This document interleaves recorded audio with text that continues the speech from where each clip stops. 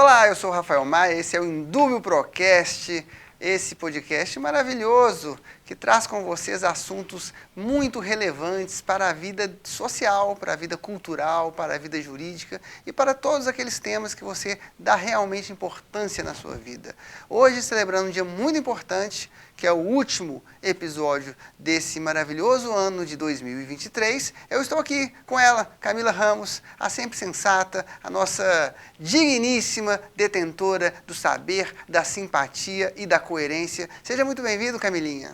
Olá, Rafa, muito obrigado pelos elogios, né? Nem mereço tanto, nem sou merecedora de tanto. A recíproca é sempre verdadeira para vocês dois, e inclusive Silvio, né, que está aqui também. Olá, Silvio. Sempre presente. Sempre presente. Silvio é um cara sempre presente. Não falta, não falha, não dá baixa. Atrasa, mas não falta. A gente tem que equilibrar as coisas. É um prazer, né, estar mais uma vez com vocês aqui nesse episódio especial. A gente está fechando a temporada. Fechando a temporada, A primeira temporada do ou a Indúbio terceira Procast. temporada. Como é que a gente trata, né? A gente sabe que esse programa, Indúbio Procast, já foi anteriormente um outro programa, o Stricto Sensu Podcast, mas como Indúbio, né, estamos celebrando nosso primeiro aninho. Debutamos aqui no canal universitário, na TV Promove, com um ano bem promissor, né, para um programa novo, com uma nova roupagem, com uma cara bem legal. Espero que vocês estejam gostando. Mandem lá nas nossas redes sociais suas impressões, suas críticas. Pode falar mal do Rafa. Da Camila vocês não tem nada mal para falar, mas o Rafael pode.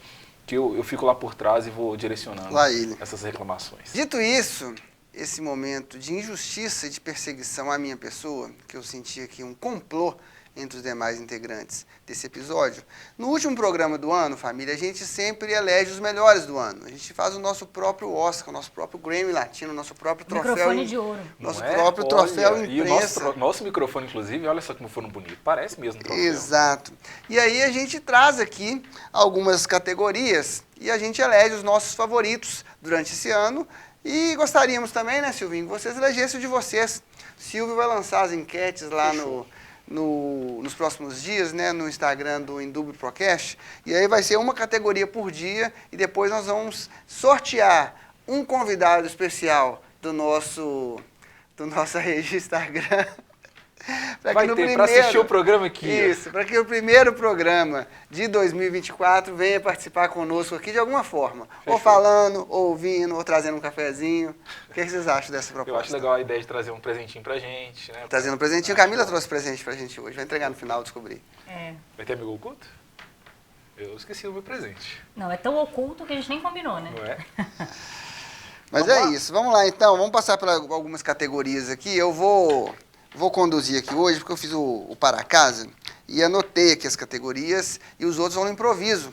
E vocês sabem que, como diria um famoso apresentador, quem sabe faz ao vivo. E aí no improviso cada um vai soltar o seu ali. Eu vou precisar dar uma colinha aqui porque eu sou mais limitado do que os meus colegas hoje. Eu estou passando uma crise de autoestima, vocês estão percebendo, né? Mas vamos lá. Primeira categoria, melhor filme. Vamos começar pela Camila. Qual foi o melhor filme de 2023, na sua opinião, Camila Ramos? Posso interromper logo de cara? Porque eu acho que pra gente delimitar as regras do jogo, a gente precisa definir se quando falar em melhor filme tem que ser o melhor filme lançado em 2023 ou o melhor filme que eu assisti em 2023. Isso muda todo o panorama da coisa. Eu acho que acho que filme é algo que, como tem sempre lançamento, acho que dá pra ser um lançamento de 2023, não? Mas e se eu tiver visto só filme velho? Você perdeu. Aí você fala o que você puder categoria. falar, né? Você fala o que você puder falar, você fala o que você tiver em mente. Mas, depois dessa interrupção, o filme que eu vou indicar vai ficar ainda mais pertinente. Eu acho que o cinema... Chama Man Interrupt. O cinema mundial, em 2023, ele teve uma cor. E essa cor foi rosa. O filme que eu vou indicar como o melhor filme de 2023 é Barbie, que, de uma forma... com uma estética própria e uma direção própria e uma proposta muito interessante, abordou facetas ainda superficiais, mas interessantes e instrutivas sobre o feminismo, sobre o patriarcado, sobre essa imposição, às vezes, de ideais e falas e de um mundo masculino, e como que isso traz uma dificuldade para a mulher se colocar e se definir nesse mundo. E usou a Barbie, né, que é esse símbolo que às vezes foi opressor para a própria mulher, né, esteticamente, ressignificando, e foi um grande sucesso. Fora que a equipe de marketing de Barbie também, assim, fantástica. Foi um grande lançamento. Então, para 2023, Barbie. Massa. Ótima escolha, viu, Camila? E você foi de rosa no cinema? Foi. Porque eu fui. Eu não fui com fui. minha filha, fui com minha filha de rosa no cinema e me arrependi de não ter escolhido esse filme. Sou eu? Não, você não falou que não viu o filme? Não, vi, ué. Então qual filme? Foi o meu você viu? recorte. Olha lá, faça seu recorte aí. É, Poderoso o filme- Chefão. O filme que eu vou indicar, Star ele- Wars. eu tenho dúvida se ele é desse ano ou se ele é do ano passado. Eu acho que ele é do ano passado. Mas como eu assisti esse ano, ainda assim vou indicá-lo, porque ele entrou no catálogo da Amazon Prime esse ano. Então já conta como filme desse ano. Sério. É uma boa O teoria. filme, ele chama Ted Bundy, não sei a pronúncia mais.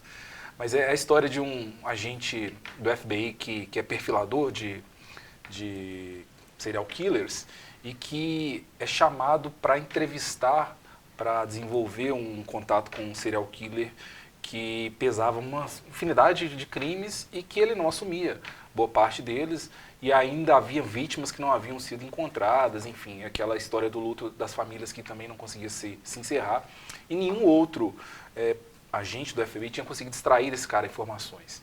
E esse agente novato, né, inexperiente, ele consegue desenvolver uma relação de intimidade, de amizade até com esse serial killer.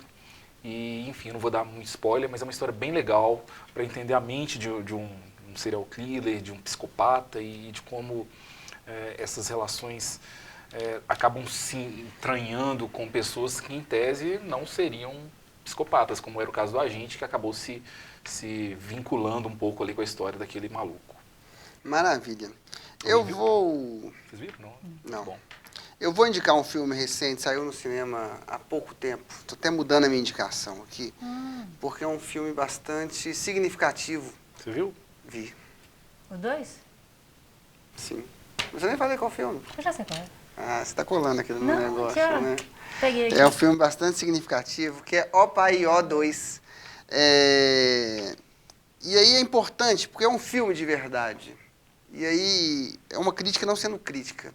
Porque eu fui rever o O Pai 1 antes de ver o O Pai 2. E o O Pai O 1 é só uma série de recortes da série. Então, às vezes, parece até meio desconexo, assim, sabe? Pegaram a série que a Globo tinha feito, né?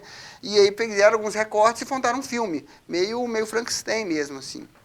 E o filme O Pai O2, não. É um filme pensado e feito com um roteiro bem elaborado e conta a história daquela turma, daquela comunidade ali do Pelourinho, na Bahia, 15 anos depois, né? Eles retornam ali e é um festival de baianidade, de brasilidade, de pretitudes, um pouco da nossa cultura, assim, para quem é apaixonado pela Bahia, pelo jeito baiano de ser, como eu sou também, vale muito a pena, além de valer a pena também a gente prestigiar o cinema nacional, né? Então fica aí minha indicação, Lázaro Ramos está bonitão no Opaí O2, ok? Fechou. Segunda categoria, melhor série, Silvinho. Cara, eu assisti uma série esse ano, e essa é desse ano mesmo, tá? Lançada esse ano, também na Amazon Prime, que é uma spin-off de uma outra série. Na verdade, um spin-off de um filme, de uma série de filmes. Os filmes da franquia do John Wick, filme de ação, vocês assistiram?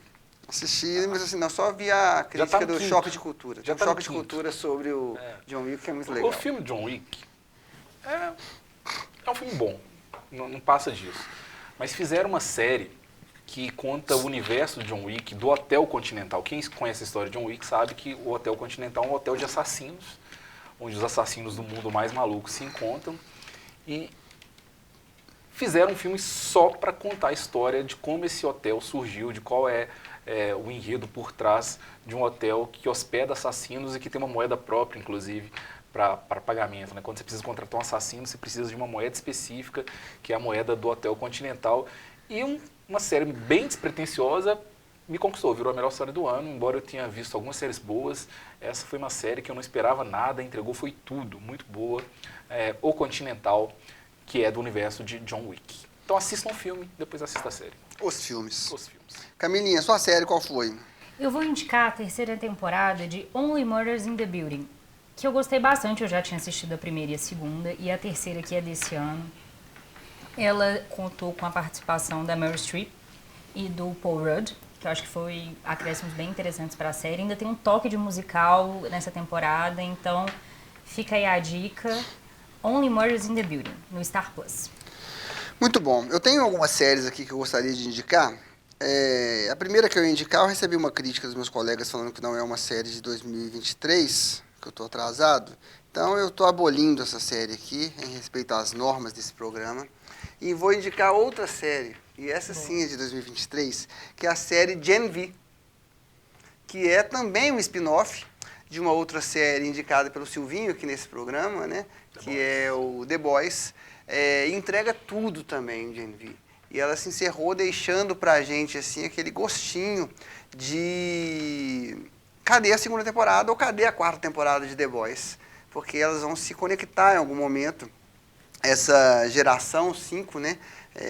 Geração V, trata-se de um composto, uma espécie de um anabolizante para super-heróis, né? Para fazer super-heróis que são injetados nas crianças ao nascerem, nas maternidades, para elas virarem super-heróis. É um mundo distópico onde há muitos super-heróis de verdade. Existem super-heróis que são criados em laboratório. Exato. A história do The Boys é essa, super-heróis humanizados mesmo, com defeitos e tal. Isso, e a Gen V é um spin-off dessa série, então recomendo muito quem puder assistir aí, aperte os cintos, que vai ser uma baita experiência. Eu só queria acrescentar 2 indicações aqui de melhor série. Não, hoje não pode não. Eu vou acrescentar. Tô brincando.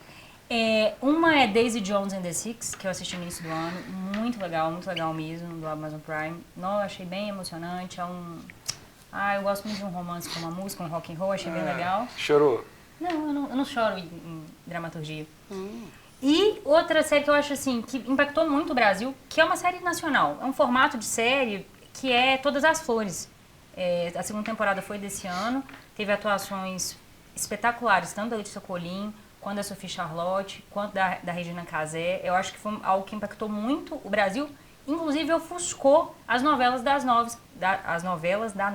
9 que estavam no ar, enquanto a temporada da série estava também rodando. Então, acho que uma indicação nacional, Todas as Flores é uma coisa importante para se citar.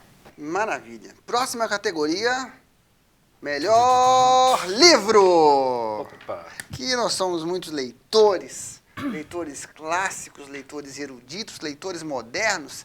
Qual foi o melhor livro de 2023, na opinião de Camila Ramos? Então, eu tenho indicação aqui de uma autora, uma escritora belo-horizontina, mais que mineira, belo-horizontina, que é a Marcela Dantes. Ela escreveu um livro muito sensível que chama João Maria Matilde, que é a história da Matilde, que ela resgata a história do pai, que ela nunca havia conhecido. Ele morava em Portugal, esse pai, e ela descobre esse pai com uma ligação de um terceiro falando que ele havia falecido. Então ela vai para Portugal redescobrir essa história. A mãe dela nunca havia contado para ela a história desse pai, e a essa altura, no momento do livro, a mãe está com Alzheimer. Então é um resgate de ancestralidade, familiaridade, de relação. E eu acho que é um livro muito sensível, vale a pena ser lido. Muito bem. Tem livro aí, Silvinho?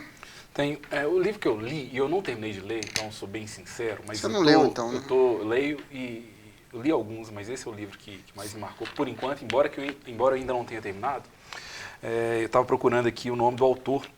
O nome do título é fácil, é Como a Loucura Mudou a História, do Christopher Ferguson. Que é um Excelente livro título. muito legal, muito legal. Estou me divertindo horrores com esse livro. O autor é um psicólogo que traça um pouco a contribuição que a loucura da humanidade trouxe para a construção, para forjar a história da humanidade.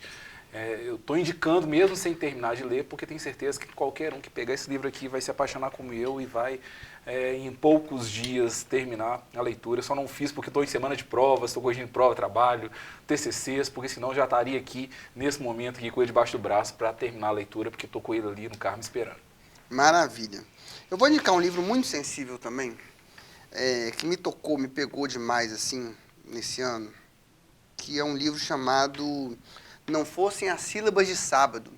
É uma indicação da minha esposa, que é uma leitora voraz.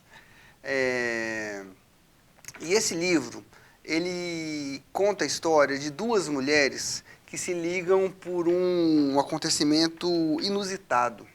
E se passa a seguinte situação. O Marcelo, que é o marido de uma das moças, resolve tirar a própria vida. E ele pula do prédio.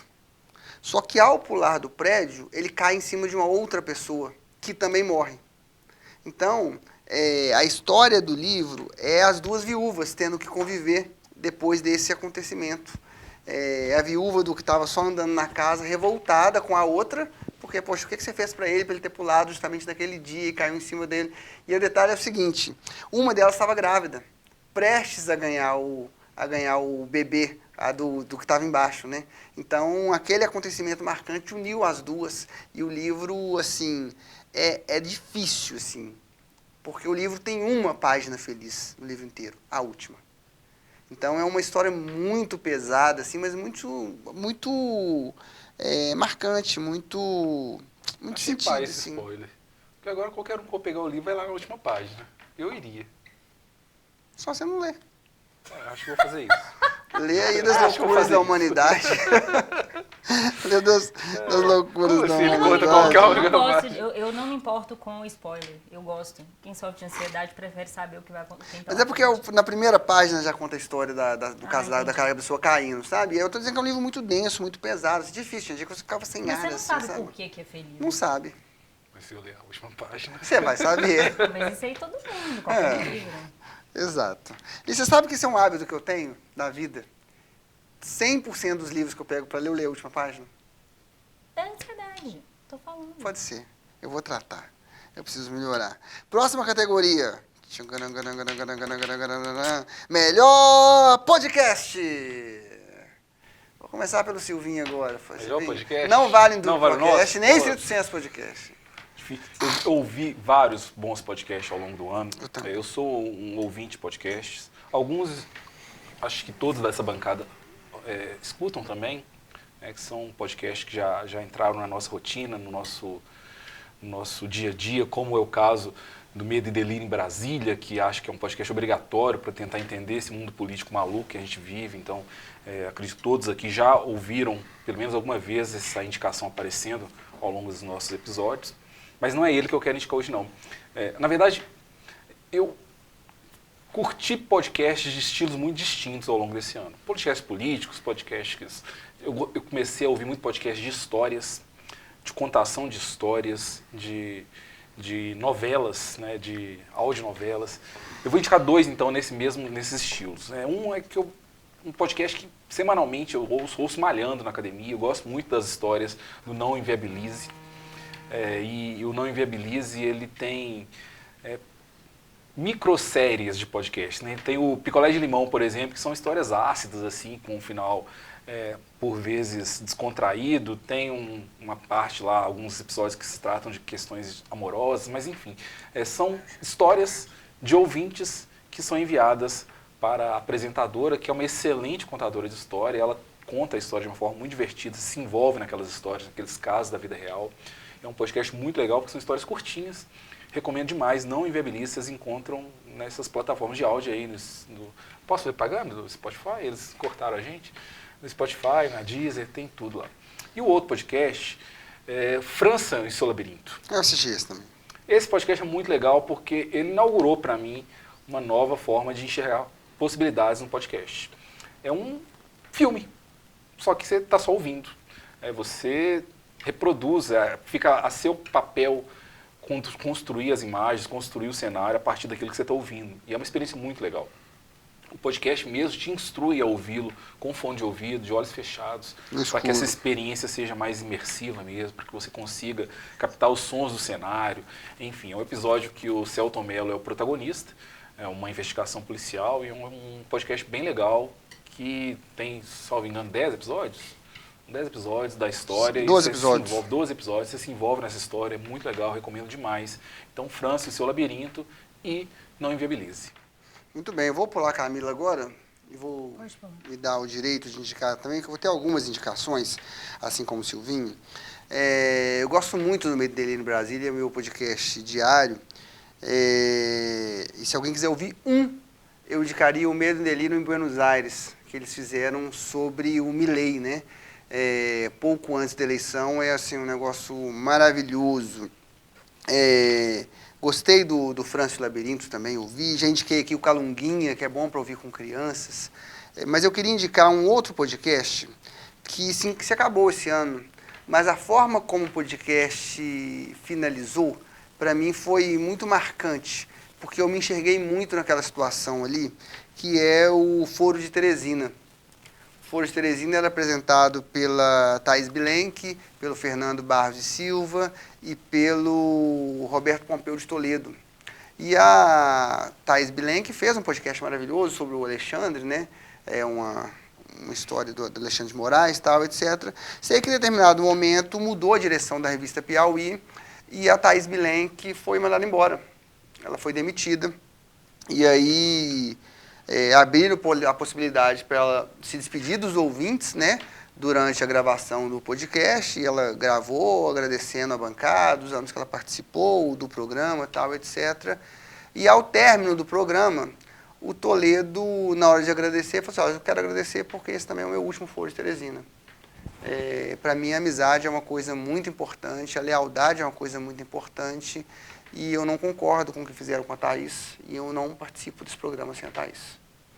E aí, uma semana depois, o Fernando Barros de Silva gravou um episódio de 6 minutos chamado O Último Apagar a Luz. E falando que não fazia sentido também para ele continuar com o programa, que o programa era aquela bancada.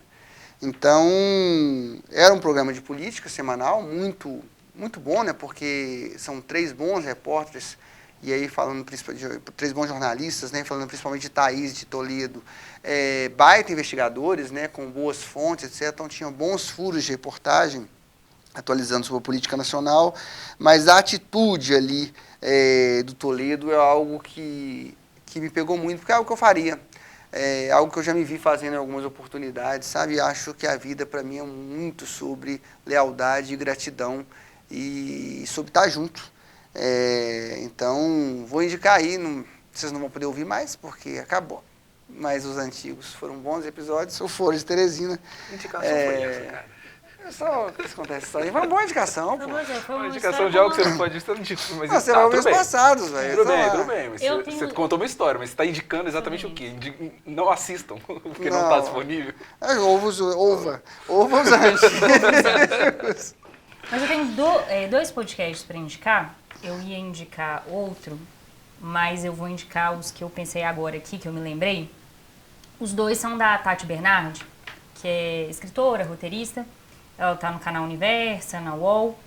E os 2 são sobre psicanálise. O primeiro é Desculpe o Transtorno, que é da Tati Bernardi com o Christian Dunker. Eu escutei alguns episódios bem interessantes esse ano. Eu achei bem... Eles, a partir de provocações dos ouvintes, eles discutem assuntos, neuras, com conceitos de psicanálise. Acho que, para quem tem algum interesse em psicanálise, terapia, relações humanas e afins, eu acho bem instrutivo e leve, é curtinho também, não são longos episódios.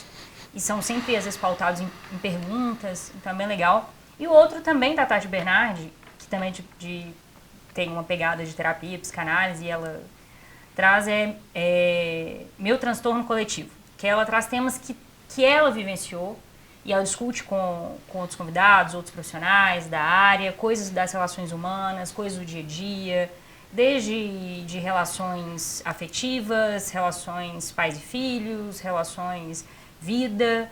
Então é bem legal. Acho que num mundo adoecido, com tanta ansiedade, questionamento, com tanta... A gente brinca tanto, né? Cadê a terapia? Acho que foram podcasts interessantes. Eu ouvi bons episódios nesses 2 podcasts. Tanto no Desculpe o Transtorno e Meu Inconsciente Coletivo. Massa. Ainda na seara dos podcasts, o desafio que é dizer qual foi o melhor Indúbio Procast de 2023. Eu elegeria o episódio Conflito Hamas versus Israel, que a gente contou com um convidado muito excepcional, que é... Williander Salomão, meu amigo Williander. Will. Foi um episódio com muita repercussão, um episódio também que a gente conseguiu fazer muito contemporâneo, a explosão dos conflitos, algo muito importante, algo que também impactou o mundo. Infelizmente, o Rafa não estava presente fisicamente, mas nessa bancada ele sempre estará presente.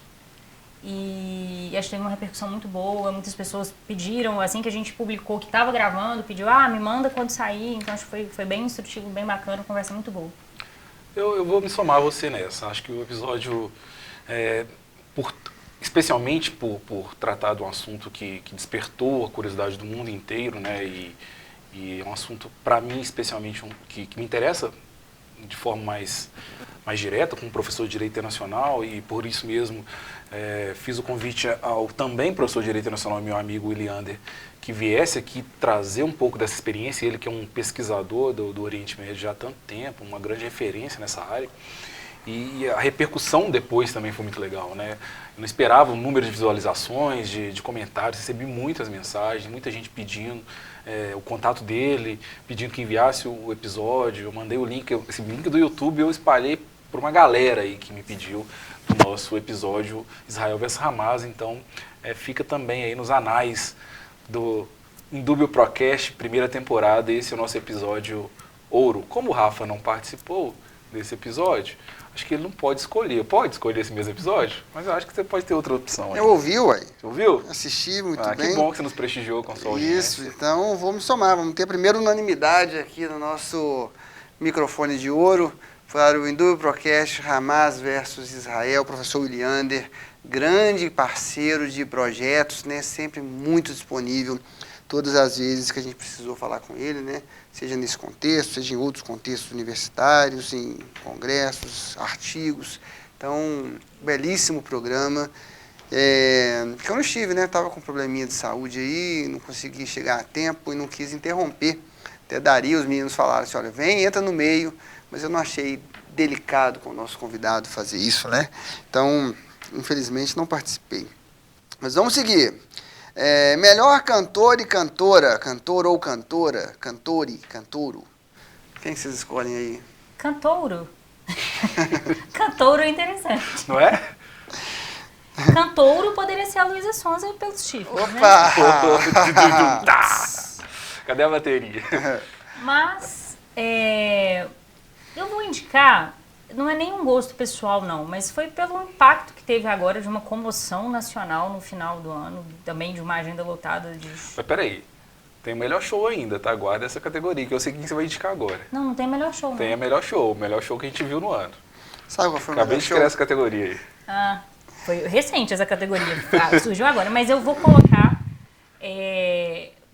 pro Brasil, assim, que comoveu fãs e tratou o Brasil de uma forma, assim, primorosa. Eu acho que o fã brasileiro merece aquele tratamento. O grupo RBD. Muito bem. Legal. Eu nem sei. Rebelde. Eu não conheço uma música. Nem eu. Nenhum. Mas um salve jovem, para Ana Luísa. Ana Luísa, que foi nossa aluna. Fanzaço da Fanzaço, RBD. cabelinho cacheado. Um beijo, Ana Luísa, onde vocês que estiver. Sou eu? Sim. Então, melhor música. Melhor cantor. Perdão. Eu vou indicar um cantor que já não está entre nós, mas foi quem mais ouvi esse ano, né? Aquela listinha que o Spotify solta do que a gente mais ouve aí durante o ano, né? Ele figurou lá nos primeiros lugares e é um cantor que eu tenho lido muito sobre a história de vida dele e tenho cada vez mais me identificado com a forma como ele enxergava o mundo, que é o Belchior. Eu vi de forma insana músicas do Belchior esse ano, algumas delas estão na minha lista de músicas favoritas da vida já. Eu acho que é um cara genial, talvez subestimado na música popular brasileira. Eu acho que ele está no mesmo patamar aí de grandes nomes como Chico Buarque, Caetano Veloso, Gilberto Gil. Um cara genial, que tem obras-primas que não vou dizer que são desconhecidas, mas talvez merecessem melhor prestígio. É isso. Belchior é meu músico do ano. Ótimo. Para mim, o melhor cantor foi o Baco Exu do blues. O Baco é de uma geração nova de rappers, né? Com letras bastante inteligentes, bastante fortes também, que se você ouvir com fone de ouvido e com a letra na sua mão, que é a forma como a gente deve ouvir raps, vocês vão ter uma baita de uma surpresa, porque ele é um rapper de fora do eixo Rio-São Paulo, né? Ele é do Nordeste, é baiano, e ele chegou com muita força no cenário do hip hop, do rap brasileiro. Então eu indico o Baco Exu do Blues. baita cantor, baita letrista. Vale a pena ouvir os discos do Baco. Vale a pena ouvir. Foi meu destaque desse ano. Baco Exu do Blues. Melhor música, família? Belchior, de fato, ouvi. A melhor música pra mim é uma música dele, porque ela falou muito comigo, com experiências que eu vivi ao longo desse ano. Foi um ano bem difícil, um ano que foi repleto de superações, desafios, e uma das músicas que me acompanhou ao longo dessa história foi Sujeito de Sorte, do Belchior, que é uma música maravilhosa, que tem um pequeno trecho que eu tenho vontade de tatuá-lo, né? Ano passado eu morri, mas esse ano eu não morro, que é uma exortação à renovação, a virar a página, a se negar a desistir e seguir em frente e continuar. Ano passado eu morri, mas esse ano eu não morro. A música Sujeito de Sorte, do Belchior, é a minha música do ano. Massa. A minha é uma música bem gostosinha, da Raquel Reis, que chama-se Maresia. E essa música vai tocar em alguns blocos de carnaval de Belo Horizonte. Então, quem não conhece, vai conhecer no carnaval, porque tem uma pegada no pagodão. E o pagodão baiano é um ritmo muito gostoso do carnaval de Belo Horizonte. Muito bom. Muito bom. Inclusive, então, nessa bancada temos musicistas que tocarão no carnaval, né? Demais, não é nenhum bloco só, não. Vamos fazer propaganda? Eu também tenho um bloco. Vamos, quem quiser me ver, vá ao desfile do Havaianas Usadas. Mentira. Na segunda-feira de carnaval, e verão lá o papai aqui com chiqueria chacoalhando para um lado e para o outro, ou no sábado de pré-carnaval, no bloco Como Dele Amas, que é um bloco que toca música latino-americana, né? Música peruana, música boliviana, colombiana, argentina, muita cúmbia.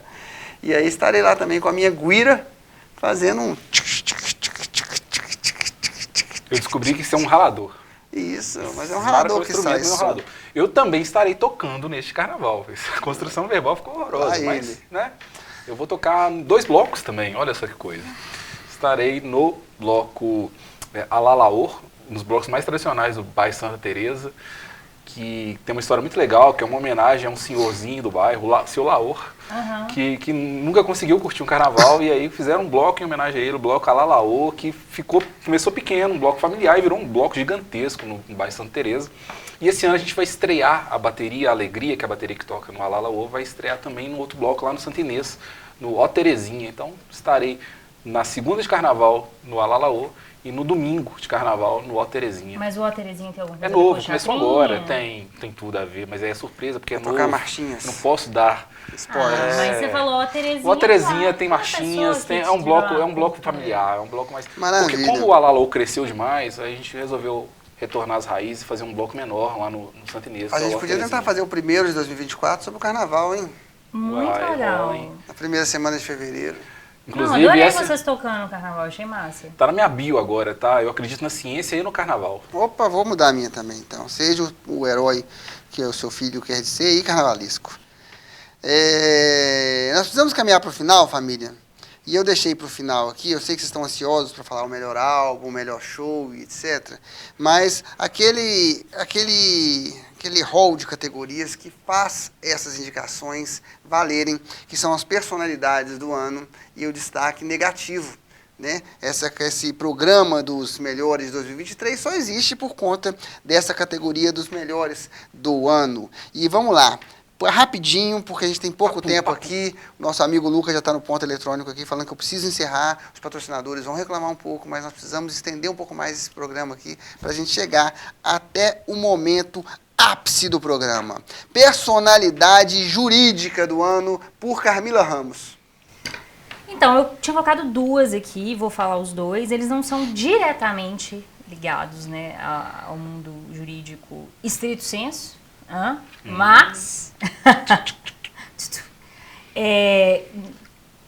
esbarraram o tempo todo nisso, que é o Flávio Dino, que agora terminou como indicado, né, o novo ministro indicado ao STF, e o Silvio Almeida, ministro dos Direitos Humanos, do Ministério dos Direitos Humanos, que também teve uma atuação impecável. Ambos tiveram uma atuação impecável, principalmente perante ao parlamento, respondendo e esclarecendo para a sociedade e também colocando alguns parlamentares em seus devidos lugares com delírios que eles trouxeram, combatendo também narrativas de uma extrema-direita reacionária e também de fake news, fora a atuação especificamente institucional nos seus respectivos ministérios, que também foi muito importante. Massa. E a sua, Silvinho? Personalidade jurídica. Jurídica, vou indicar o Sérgio... Não, vou indicar o Alexandre de Moraes, mais uma vez. Foi meu indicado do ano passado, salvo engano. Eu vou indicar novamente, porque o Alexandre de Moraes, por mais controverso que seja, de fato ele é muito controverso, é um sujeito que desperta paixões para um lado e para o outro. Ele teve um papel decisivo no momento que o Brasil foi colocado em xeque. O Brasil estava com a República numa condição de muita fragilidade, e ele teve a coragem que poucos teriam de aceitar, inclusive, vestir essa capa de vilão para muitos, para fazer aquilo que ele achava que era o certo, que de fato, na minha visão, era o certo. Então acho que o Alexandre de Moraes, ele, por mais que eu discorde dele em inúmeras posições jurídicas, e acho que o direito é legal também por isso, nos permite essas divergências de ideias, e eu não concordo com ele em tudo, pelo contrário, mas eu acho que ele desempenhou um papel necessário. Acho que foi importante tê-lo no STF durante esse tempo. No ano passado, esse ano, continua sendo uma figura que tem se destacado nesse sentido de defesa das instituições, na liderança, inclusive agora do processo que está aí colocando em julgamento os atos golpistas do 8 de janeiro. Então acho que o Alexandre de Moraes é a figura jurídica, para mim, inquestionável para esse ano, e continuará sendo, né, pelo que se avizinha aí por muito tempo, se não tivermos um novo protagonista chegando na casa em breve. Massa, eu vou indicar duas aqui, duas mulheres, e uma, inclusive, fazendo um contraponto ao Silvinho, que a primeira minha indicação seria a ministra Rosa Weber, que se aposentou, foi presidente do STF, né, se aposentou enquanto presidente do STF, mas por conta da descrição. Me pega um pouco ainda, sabe? Esses perfis muito espetacularizados de membros do Poder Judiciário.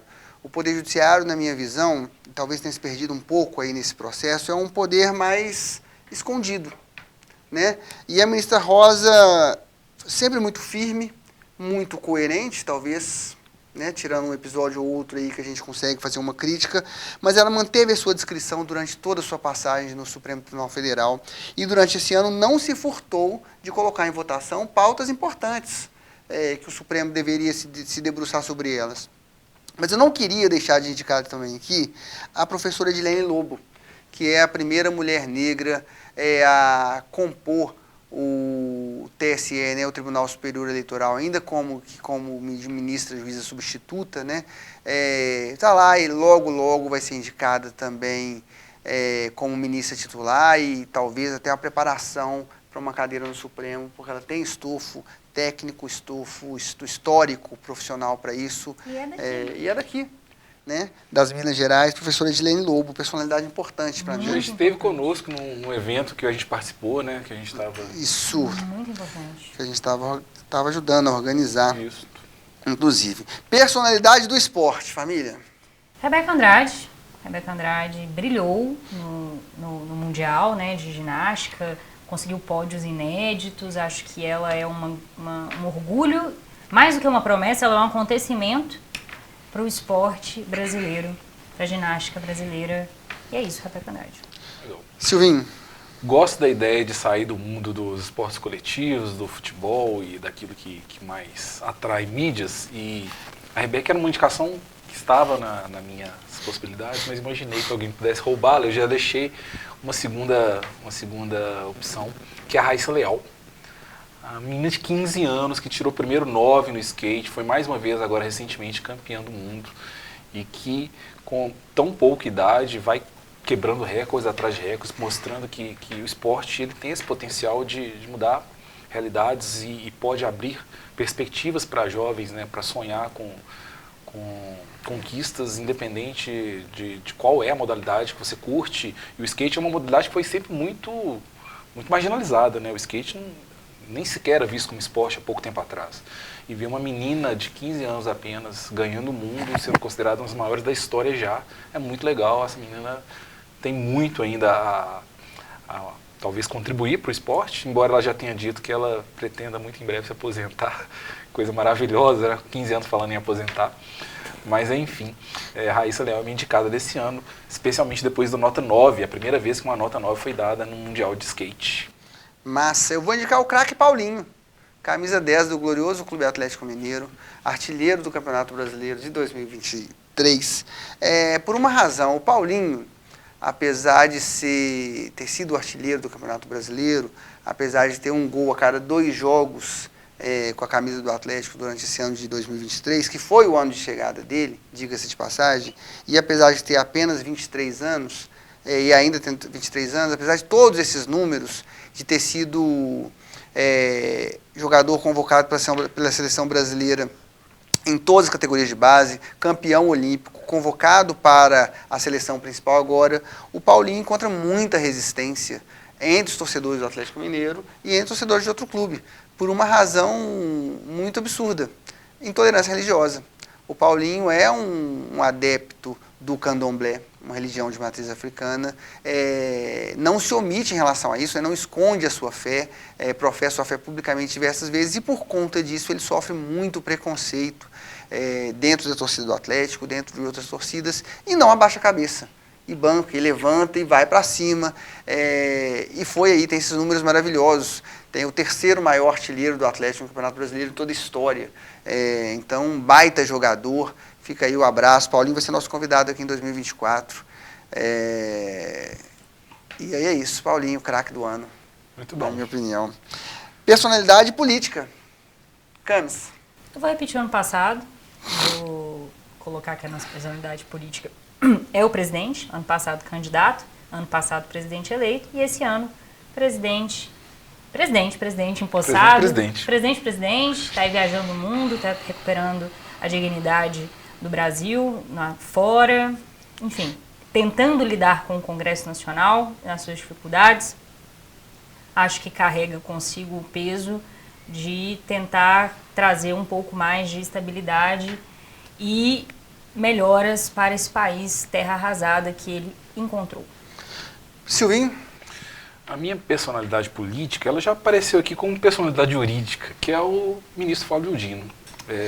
O Flávio Dino, ele, talvez para surpresa de muitos que não acompanhavam a trajetória dele, ele se mostrou um sujeito extremamente preparado para a função, com uma habilidade de retórica que por vezes construiu uma série de armadilhas preparadas para ele, e sempre com ponderação, às vezes nem tanto, mas sempre com muita inteligência. Ele tem construído aí uma imagem que tem atraído fãs e que rendeu a ele uma indicação para ministro do STF. Nesse momento que estamos gravando, inclusive, ele está sendo sabatinado no Senado, está lá na CCJ participando aí, eu não sei ainda se já saiu o resultado, mas ele está nesse momento sendo inquirido ali pelos senadores para, possivelmente, se tudo der certo, compor aí a nossa corte, substituindo, e aí é o ponto negativo dessa história, né, uma cadeira deixada para uma mulher, que gerou um clamor, inclusive, de boa parte da sociedade para que essa cadeira fosse ocupada novamente por uma mulher, especialmente uma mulher negra, né. Infelizmente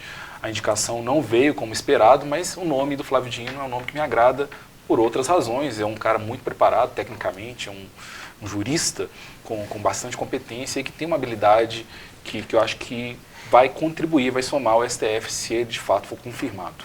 Mas a minha personalidade política é o pastor Henrique Vieira. Pastor Henrique Vieira, eleito deputado federal pelo estado do Rio de Janeiro. E o pastor Henrique Vieira, ele é a minha personalidade política por 2 razões. Ele teve uma atuação brilhante na CPI do dia 8 de janeiro, mas principalmente porque ele vem contrapondo um tipo de figura política que tem me incomodado muito, que é a bancada evangélica, a bancada cristã das diversas casas legislativas por aí, sabe? Porque essa bancada, por mais incrível que pareça, é uma bancada do ódio, que passam boa parte do tempo ou defendendo privilégios para instituições religiosas ou pregando ódio a pessoas e grupos específicos. E o pastor Henrique Vieira, com muita classe naquilo que ele fala, ele vem trazendo um pouco da religião que eu acreditei a minha vida inteira, do amor. Quem não ouviu, ouça a entrevista do Reinaldo Azevedo com o pastor Henrique Vieira. é de arrepiar durante várias vezes, porque ele fala o tempo inteiro sobre amor. E fala de política pública também com esse viés, de qual que é a importância do cristão de verdade na política pública. Então, sigam o pastor Henrique Vieira, para mim, personalidade política de 2023. E para finalizar, família, destaque negativo de 2023. Quem começa? Eu. O destaque negativo, eu até ia falar aqui o nome, mas eu vou colocar o seguinte: eleitores argentinos. Destaque negativo para os eleitores argentinos que elegeram, e aí o principal ponto negativo, Javier Milei. Os nossos irmãos argentinos estão começando agora a vivenciar um período que acredito que vai ser um período bem complicado com a pós-eleição desse candidato, né, desse ser humano, desse político que se considera um ultra radical, de ultra direita, ultra liberal, ultra tudo. E como nós já conversamos em vários episódios aqui, a democracia e principalmente o preenchimento de cargos majoritários, eles exigem a mediação, eles exigem a parcimônia, eles exigem o diálogo, eles não casam bem com radicalismos, né, para nenhum espectro. E definitivamente as ideias e promessas e propostas do Milei não mostram um cenário favorável para a Argentina, e claro que isso vai repercutir na América do Sul como um todo. Então, o meu destaque negativo são para as eleições da Argentina. Tomara, né, Camilo, que dê certo, mas a chance de dar é muito pequena, né? O cara é maluco, o cara conversa com um cachorro, ele recebe instruções espirituais do cachorro falecido. Se fosse isso ainda, né? Não, ele acabou, o primeiro ato de governo dele ele retirou o decreto que impedia a contratação de parentes para a irmã dele poder fazer parte do seu ministério. Então, um cara que já começa assim com muitos pontos a serem questionados. É uma boa indicação. Que eu faria, mas não farei, porque tem outro destaque negativo que a gente precisa também colocar aqui nessa mesa, que é a guerra Israel-Hamas. Eu tenho muita dificuldade em lidar com a forma como esse conflito foi tratado aqui no Brasil.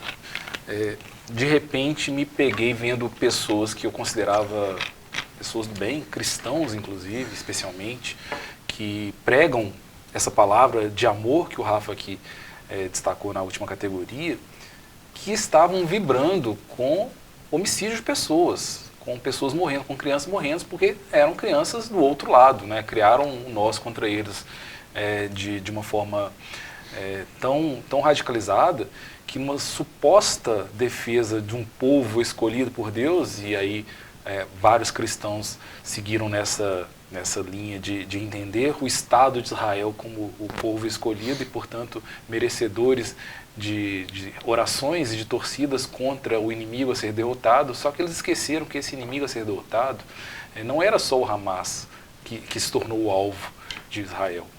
A gente sabe exatamente o problema que é o terrorismo, e ninguém aqui vai fazer nenhum tipo de apologia ao terrorismo ou passar pano para o que o Hamas fez e faz. Mas o que a gente está vendo nesse conflito é o extermínio de uma população.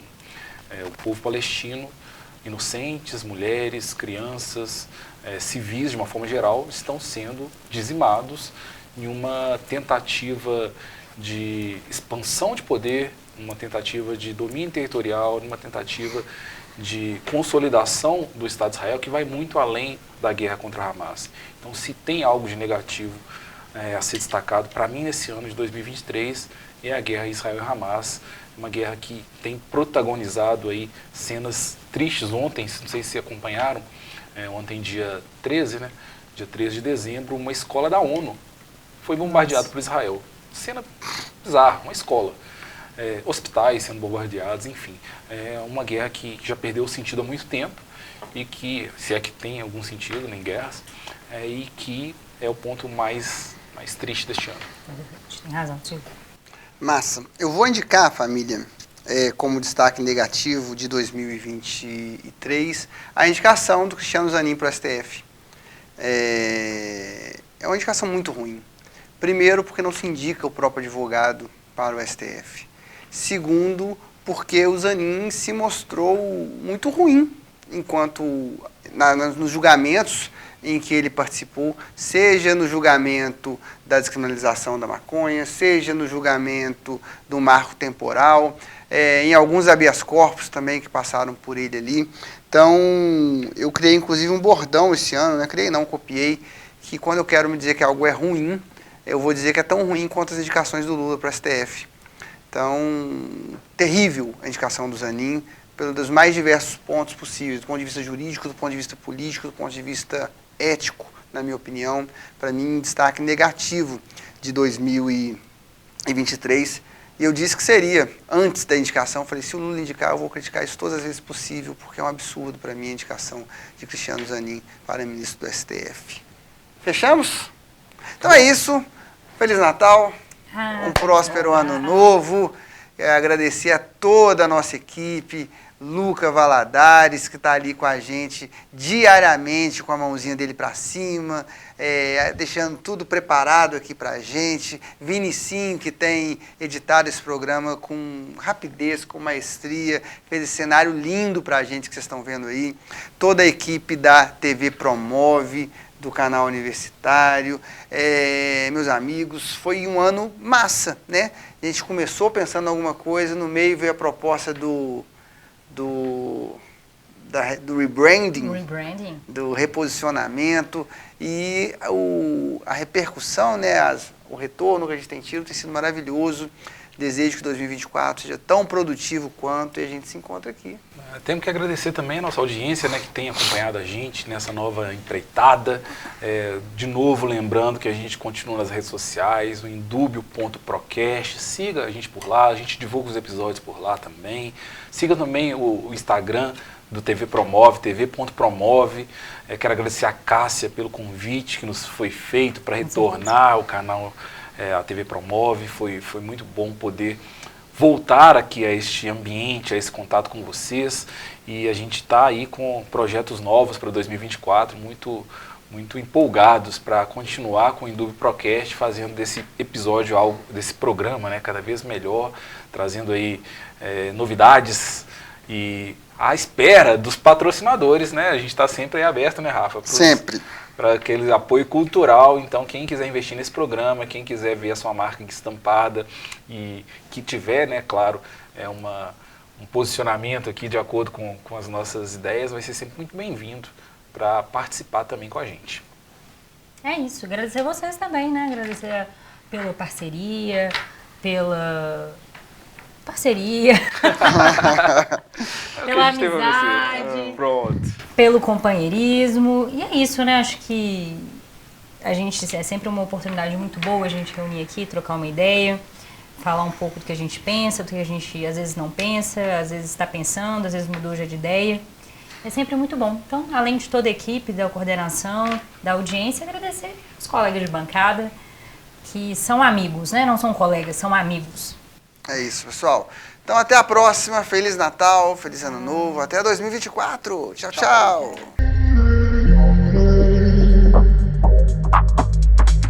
Tchau.